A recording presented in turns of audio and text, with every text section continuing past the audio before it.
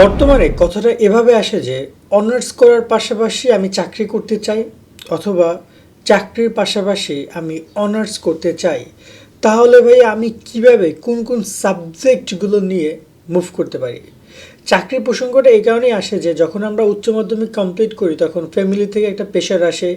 অনেক শিক্ষার্থী বা নিজস্ব দায়িত্ববোধ থেকে অথবা নিজস্ব চিন্তাভাবনা থেকে চিন্তা করে যে আমি অনার্সটা নিজের খরচে চালাবো অথবা আমি এই পাশাপাশি চাকরি করব, ফ্যামিলিকেও আমি দেখাশোনা করব।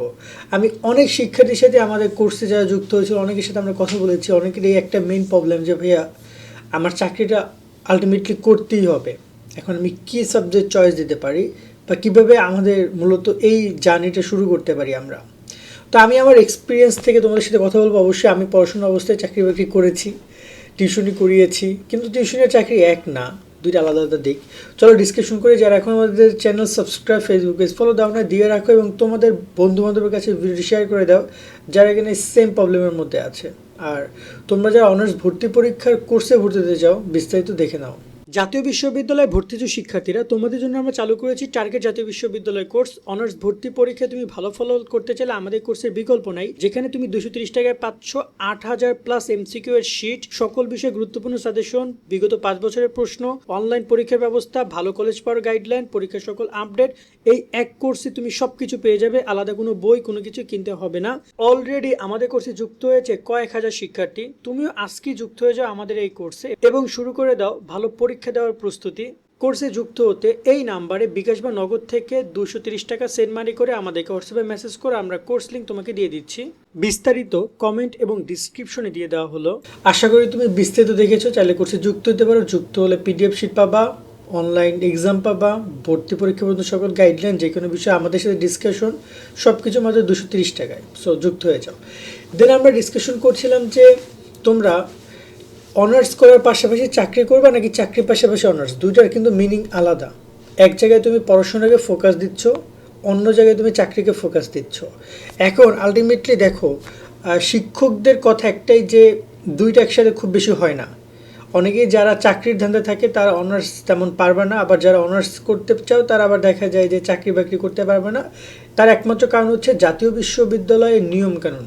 তারা বলেছে ক্লাসে 60% অ্যাটেন্ডেন্স থাকতে হবে, তবেই তুমি ফর্ম ফিল আপ করতে পারবা, পরীক্ষা দিতে পারবা, আর নয়তো তোমরা পরীক্ষায় অংশগ্রহণই করতে পারছো না। তো এই চিন্তাভাবনা থেকে তো এক প্রকার বলা যায় যে চাকরি বাকরি করাটাই টাফ।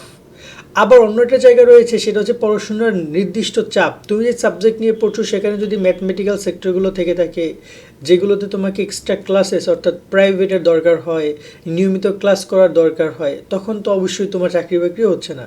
কারণ তখন তুমি চাকরি বাকরি করলে আলটিমেটলি পরীক্ষায় পড়ালেখা করতে পারছো না, রেজাল্টে ডাব্বা মারছো। তো ওভারঅল দুই জায়গায় বিপদ রয়েছে। কিন্তু এমন কিছু সাবজেক্ট আছে যেগুলো তোমাকে কিছুটা হলেও হেল্প করতে পারে। তুমি সারা বছর কম বেশি বই নিয়ে না ঘাটাঘাটি করলেও পরীক্ষা যদি 2 মাস আগে তুমি বইকে টাইম দাও এবং সঠিক পরিকল্পনা করে পড়াশোনা করো, অফকোর্স এটা রেজাল্টও ভালো করতে পারবা।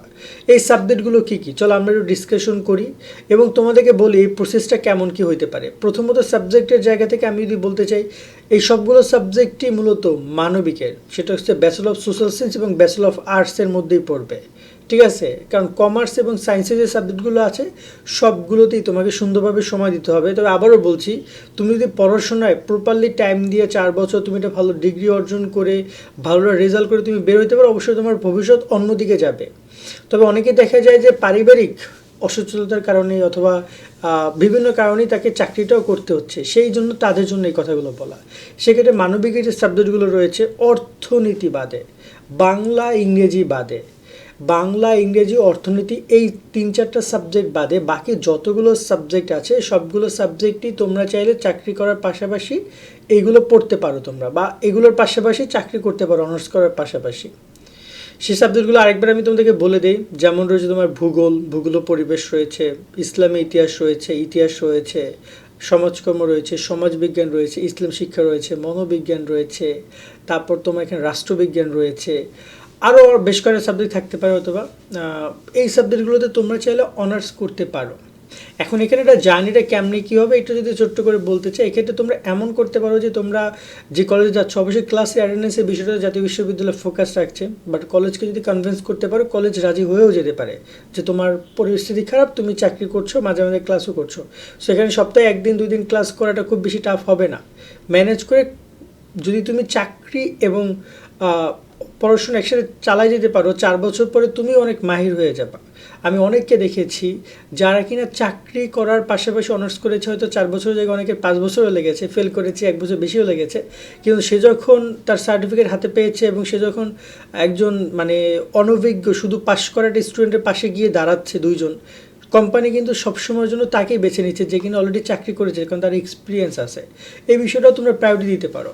আর সর্বশেষে একটা কথাই থাকবে যে চাকরি করার পাশাপাশি অবশ্যই অনার্স করা যাবে, চেষ্টা করা যেতেই পারে। এক্ষেত্রে লাগলে পরবর্তী তুমি চাকরিটা ছেড়ে দিলা, কিন্তু তোমাকে পড়াশোনাকে প্রায়োরিটি দিতে হবে। আবারও বলতেছি, পড়াশোনাকে প্রায়োরিটি না দিলে, টাকার পিছনে ছুটলে তুমি খুব বেশি তো দৌড়িতে পারবে না, খুব বেশি তো যেতে পারবে না। একটা উদাহরণ দিয়ে বলতে চাই, আমার একটা বড় ভাই আছে, তো ও সারা জীবন টাকার পিছনে দৌড়াইছে, এমনকি ওর টিউশনিও করাইতো খুব ভালো, এমন টিউশনি করাইছে প্রত্যেক মাসে 20,000 30,000 টাকা পাইতো।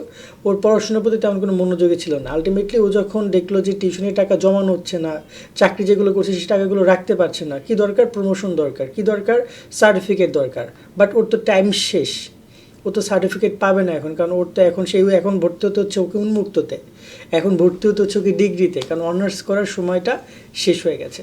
তাই রাইট নাও আমি তোমাদেরকে বলবো পড়াশোনার সময় পড়াশোনা করার ট্রাই করো, যদি একদমই সম্ভব না হয় তাহলে সহজ সাবজেক্টগুলো নিয়ে মুভ করার ট্রাই করো, বাট পড়াশোনাকে মেইন পয়েন্টে রাখতে হবে। দেন চাকরি বাকরি, কারণ চাকরি একটা ছাড়া একটা পাবা, কষ্ট হবে তাও পাবা, বাট পড়াশোনার টাইম একবার চলে গেলে কিন্তু সেটা আর আসবে না। সো চেষ্টা করে সেই বিষয়টার প্রতি মাথায় রেখে পড়াশোনার বা প্ল্যানিং করার জন্য। সকলে অনেক অনেক ভালো থাকবা। আল্লাহ হাফেজ।